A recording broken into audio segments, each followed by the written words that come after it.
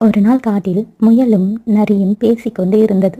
முயலும் நரியும் பேசிக்கொண்டு இருந்த வழியாக வந்த ஆமை மெதுவாக நகர்ந்து சென்றது. ஆமை நகர்ந்து செல்வதை பார்த்து கொண்டிருந்த முயல் ஆமையை வழிமறித்து ஏளனமாக பேசியது. ஆமை, உன் மேல இவ்வளவு வெயிட்டை வச்சுக்கிட்டு நகர்ந்து நகர்ந்து நடந்து கொண்டே இருக்க. ஆனா என்ன பாரு, நான் எவ்வளவு இது வேகமா போறேன்னு. இப்படி முயல் ஆமையை பார்த்து கேட்டதும் ஆமை அதற்கு பொறுமையாக பதில் சொன்னது. முயலே, உன்னுடைய வேகம் அதிகமாக இருந்தாலும் என்றாவது ஒரு நாள் உனக்கும் எனக்கும் போட்டி வரும்பொழுது நான் தான் ஜெயிப்பேன் என்று ஆமை தன்னம்பிக்கையுடன் கூறியது. இதை கேட்டு கோபப்பட்ட முயல் ஏளனமாக சிரித்து கொண்டு ஆமையிடம் கூறியது, என்ன சொன்னாம என் கூட போட்டிட்டு நீ ஜெயிச்சிடுவியா? அவ்வளோ தைரியம் வந்துடுச்சா? போட்டி வச்சுக்கலாமா?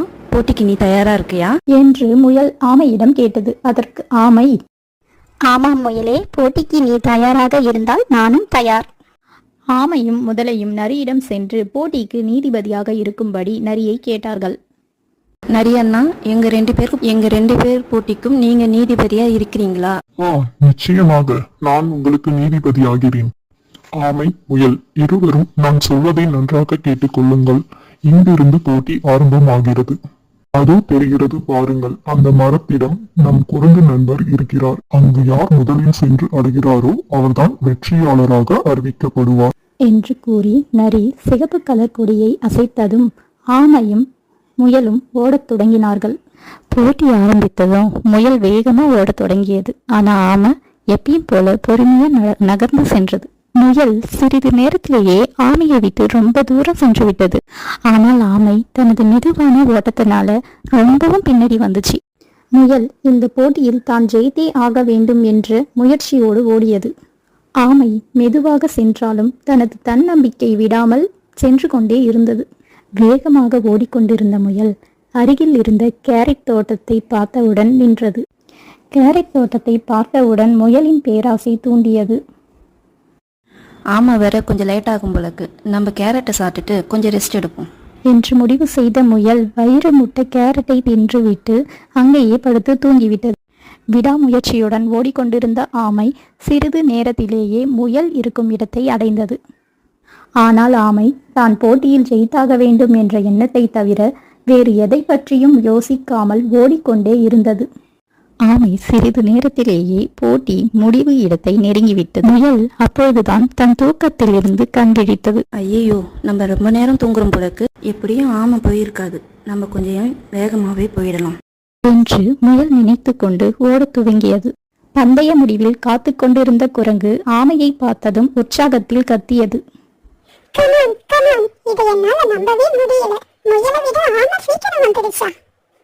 ஆமை போட்டியின் இறுதியை அடைவதைக் கண்ட முயல் அதிர்ச்சியில் கத்தியது. இல்ல, இது நடக்க கூடாது. ஆனால் ஆமை வெற்றியின் கோட்டை தொட்டுவிட்டது. குரங்கு நண்பர் வெற்றியாளர் ஆமை என்று அறிவித்து விட்டார். ஆமை வெற்றி பெற்ற மகிழ்ச்சியுடன் முயல் வருவதை நின்று பார்த்து கொண்டு இருந்தது. அருகில் வந்த முயல் ஆமையின் வெற்றியை ஏற்றுக்கொள்ள மனமில்லாமல், என்னால நம்ப முடியல, ஆமை என்ன ஜெயிச்சிடுச்சா என்று ஆச்சரியத்துடன் கேட்டது. நம் லட்சியத்தை அடைய விடாமுயற்சியுடன் போராடினால் வெற்றி நிச்சயம். அழகான சிறிய கிராமத்தில் வயதான ஆஷா வசித்து வந்தாங்க. ஆஷா தனது வீட்டின் அருகிலேயே ஒரு அழகான சிறிய மாம்பழத் தோட்டம் வச்சிருந்தாங்க.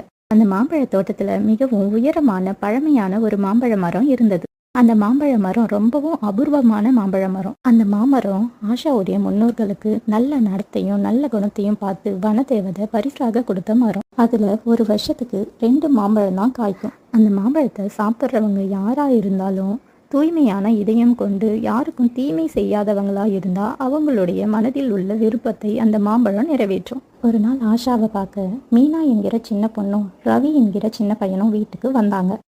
வாங்க பசங்களா வாங்க, உங்களுக்காகத்தான் நான் காத்துக்கிட்டு இருக்கேன். வயதான ஆஷா குழந்தைகளை வரவேற்றாள். இந்த பாட்டியை பார்க்க உங்களுக்கு இப்பதான் நேரம் கிடைச்சுதா? அப்படியெல்லாம் இல்லை பாட்டி, உங்களை பார்க்கணும்னு எங்களுக்கும் ஆசைதான். நாங்கள் ஸ்கூலுக்கு போகிறதுனால எங்களால் வர முடியல பாட்டி. நீங்கள் 2 பேரும் நல்லா இருக்கிறீங்களா? ஆமாம் பாட்டி, நாங்கள் 2 பேரும் நல்லா இருக்கிறோம். அந்த மந்திர மாம்பழ மரத்தை பற்றி சொன்னீங்கல்ல, அதை நாங்கள் பார்க்கலாமா? உங்களுக்கு அந்த மாம்பழ மரத்தை பார்க்கணுமா? என் கூட வாங்க குழந்தைகளே, நான் உங்களை அந்த மாம்பழ மரத்திற்கு அழைத்து செல்கிறேன். மீனாவும் ரவியும் ஆஷாவை பின்தொடர்ந்தார்கள். ஆஷா குழந்தைகளை அழைத்து கொண்டு தனது மாம்பழத் தோட்டத்திற்கு சென்றார்.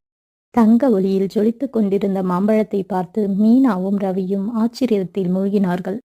ஜொலித்துக் கொண்டிருந்த மாம்பழத்தை பார்த்த ரவி ஆஷா பாட்டியிடம், பாட்டி, இந்த மந்திர மாம்பழ பழத்தை நாங்க சாப்பிடலாமா?